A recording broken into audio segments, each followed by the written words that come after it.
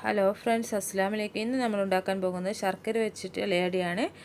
അതെങ്ങനെ ഉണ്ടാക്കാൻ നോക്കാം. അതിനുവേണ്ടി ഞാൻ ഇവിടെ 2 പീസ് ശർക്കര 1/4 കപ്പ് വെള്ളത്തിൽ അലിയിച്ചെടുത്തിട്ടുണ്ട്. അരിച്ചെടുത്തതാണിത്.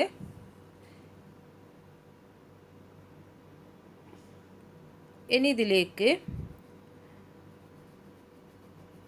1 കപ്പ് ചെറിയ തേങ്ങ ചേർത്ത് കൊടുക്കാം. ഞാൻ 5 എണ്ണം മാത്രമേ ഉണ്ടാക്കുന്നുള്ളൂ, അതുകൊണ്ടാണ് കുറച്ചളവ് കാണിക്കുന്നത്.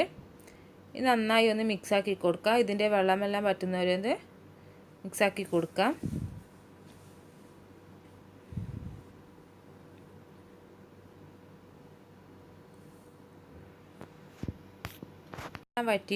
വെള്ളമെല്ലാം വറ്റിയിട്ടുണ്ട്. ഇനി ഇത് തീ ഓഫ് ചെയ്യാം, തണുക്കാൻ വെക്കാം.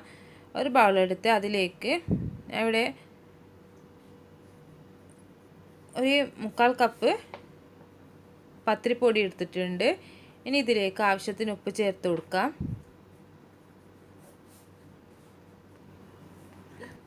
ഇനി ഇതിലേക്ക് പത്തിരിയെല്ലാം കുഴച്ചെടുക്കുന്നവരെ കുറേശ്ശെ വെള്ളം ചേർത്ത് കുഴച്ചെടുക്കാം. പത്തിരിപ്പൊടിയെല്ലാം കുഴച്ചെടുക്കുന്നവരെ സാധാരണ കുഴച്ചെടുത്താൽ മതി.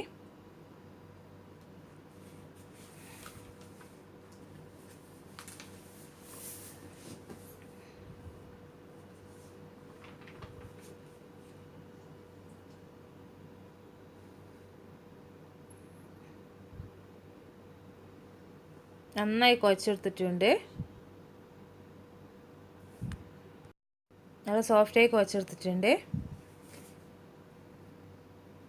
ഞാൻ ഇവിടെ ഒരു വാഴയില കഴുകിയതിന് ശേഷം തോർത്ത് വെച്ചതാണ്. ഇനി ഇതിലേക്ക് കുറച്ച് വെളിച്ചെണ്ണ തടവി കൊടുക്കാം.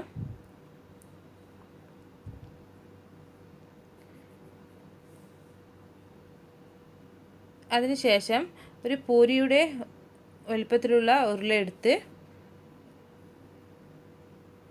ഇതേപോലെ പരത്തി കൊടുക്കുക. പത്തിരിയെല്ലാം പരത്തിയെടുക്കുന്നത് നൈസായിട്ട് പരത്തിയെടുക്കുക.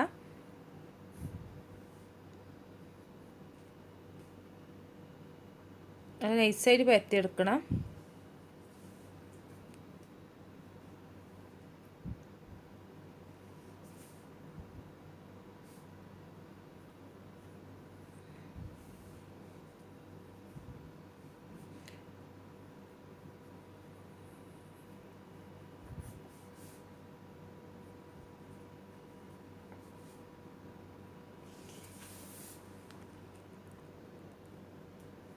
ഇനി ഇതിലേക്ക് 1 ടേബിൾ സ്പൂൺ നേരത്തെ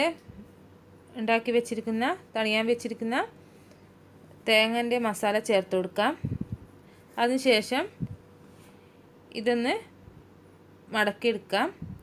ഒരു സൈഡ് മാത്രം വെച്ചാൽ മതി. ഇതേപോലെ മടക്കിയെടുക്കാം. ഇല കീറിയ ഭാഗത്തുനിന്ന് മടക്കിയെടുക്കരുത്. ഇപ്പോഴത്തെ സൈഡിൽ നിന്ന് മടക്കിയെടുക്കണം. ഇല കീറിയ ഭാഗത്തുനിന്ന് മടക്കിയെടുത്താൽ ഇല പൊട്ടിപ്പോകും. ഇതേപോലെ രണ്ടാമത്തെ അടയും പരത്തിയെടുക്കാം.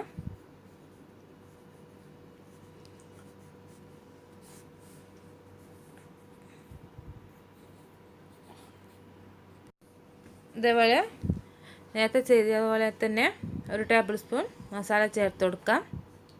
ഒരുപാട് മസാല ചേർത്ത് കൊടുക്കേണ്ട, 1 ടേബിൾ സ്പൂൺ ചേർത്ത് കൊടുത്താൽ മതി.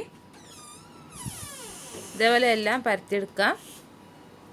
ഇതൊരു സ്റ്റീമറിൽ വേവിച്ചെടുക്കാം. ഒരു 15 മിനിറ്റ് വേവിച്ചെടുത്താൽ മതി. നൈസായി പരത്തിയത് കൊണ്ട് പെട്ടെന്ന് വെന്ത് കിട്ടും.